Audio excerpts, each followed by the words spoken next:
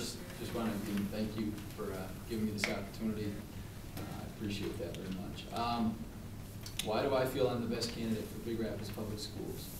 I feel like I'm the best candidate for Big Rapids Public Schools because of my connection to Big Rapids Public Schools. I truly feel that my experience as high school principal has been invaluable. I've had the opportunity to be involved with the budgeting process. I've had the opportunity to be involved with personnel decisions. I've had the opportunity to be involved with personnel decisions during my time here. And I also feel that I've tried to expand my knowledge so that I would be prepared when this opportunity came, by pursuing a doctorate, by getting involved in as many committees, being involved in negotiations. But I think the thing that, my hope that sets me apart is the relationships that I've been able to build with our staff here and the team that we've been able to build here. And if you look at the successes that we've had in the last 7 or 8 years, we've done them as a team. We've been able to have some successes that, if you look at schools around us, I don't think they've had, from the blue ribbon to the silver medal, through these difficult times. And it's been a team effort, but I believe that those relationships that I've been able to build with our staff will make me the best candidate for this position. Can you give an example of an explosive situation in your district and how you diffused it? Yeah, the first thing that comes to my head, and it's probably a bad example when you use the word explosive, is the bomb threats that we had over the last school year. It was our first experience in dealing with the bomb threats. You know, I mean, after Columbine, after 9/11, we made it through when all those other schools were dealing with those situations. So last January, when we got our first one, it was kind of a shock to us. And how do we react in that situation? And I think for us, we had a good plan in place already. We had prepared as a district, but as a building, we had a good plan in place. What we learned from it, I really think, was the key thing was safety first. Our students' safety is our #1 priority. That we need to make sure we're communicating with our parents. We're making sure our parents understand what's going on, and we're sharing as much information as we possibly can with them so that their students feel safe, so that they feel safe. And more importantly, you know, it brought us together as a staff to reevaluate our protocol when dealing with this situation. There were things on the first time we dealt with it that probably didn't go as well as they could have.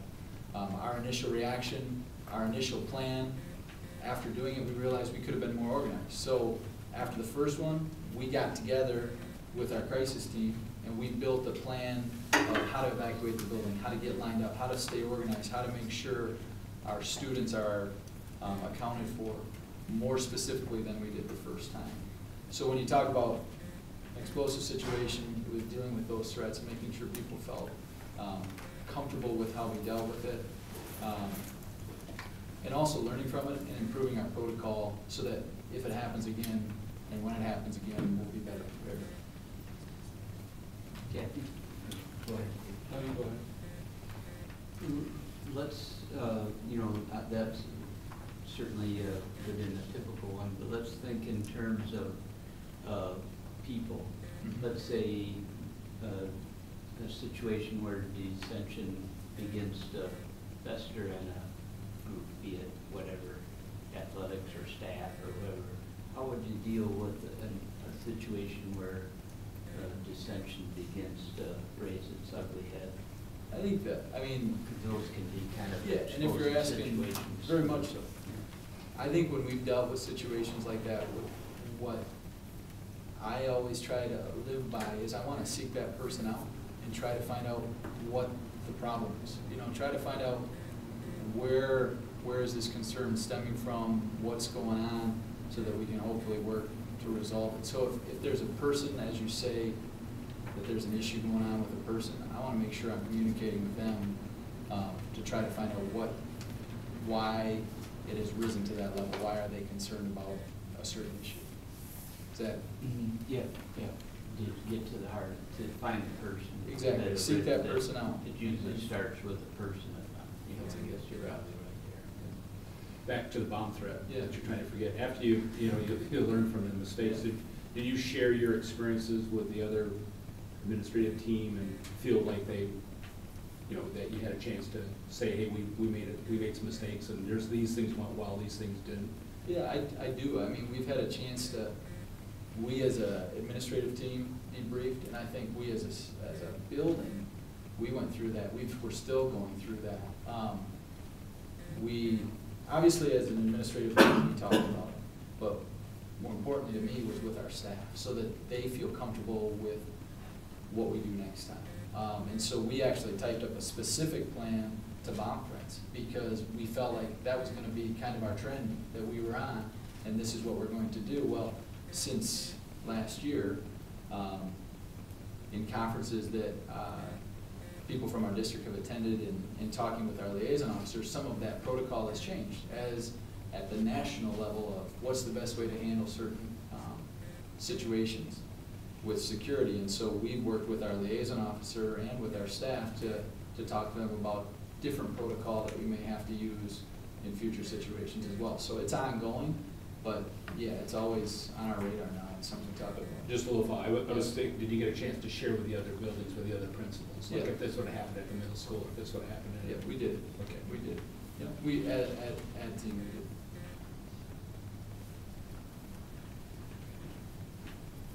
I have the next question.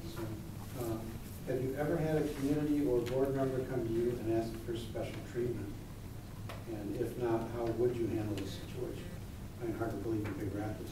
I mean, to be honest, I don't know that, I don't think I've had a board member come to me. Yeah, parents come to you when they're concerned about their kids, and you always understand that they're looking out for the best interest of their kids, and you always appreciate them for that. I mean, because they care about their kids, and so for that, you want to commend them. At the end of the day, though, you want to make sure we're being fair and consistent with decisions that we're making. We want to make sure, my thing is, if a parent comes to me about a teacher, my first question is going to be, have you talked to the teacher? If a parent came to me about a coach, if I'm out in the community, this is one of those things too, in a small community, I'm always the principal of Big Rapids High School. When I'm out in the community, people see and they approach you about those kind of issues. When they do, you still want to make sure that you contacted the teacher, have you contacted the coach, because if we don't follow that chain of command, we cut the legs out of our teachers and our coaches, and it doesn't allow that chain of command to take place. So, to answer your question, I don't know if specifically I've had anybody ask for special treatment. If we have, I truly believe that if you look at decisions we've made, we've been fair and consistent with the decisions that we've made.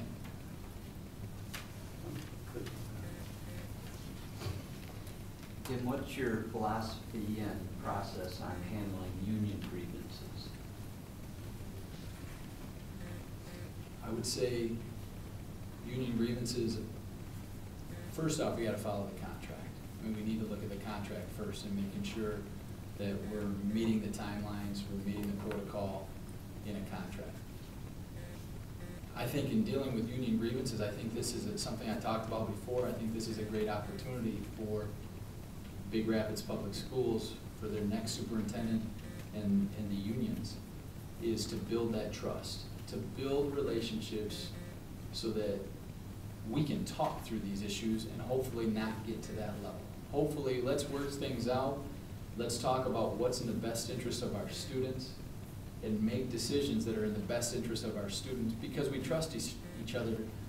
They're not concerned that I'm going to backstab them and vice versa. And so, obviously, with a grievance, follow the chain, or making sure we're doing the step-by-steps in the grievance, following the contract. But relationships, I think, are the most important piece there. If we can talk and we can work this out, we can do what's best for kids.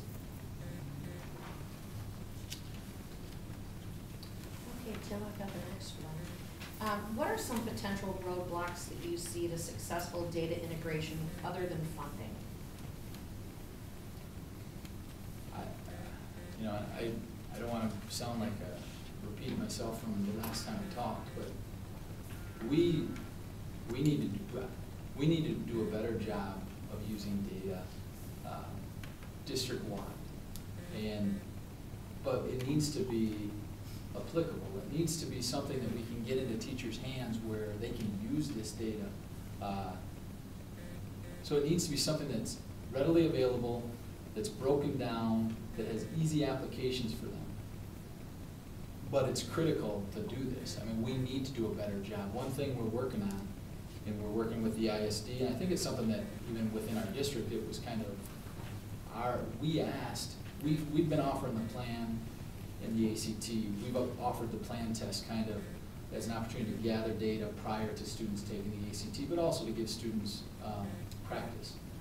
We've requested, and what's going to happen is, and working with the middle school, is to have the Explorer and then the plan, so that we can track students and we can track data, and we can make decisions based on that data with a streamlined system.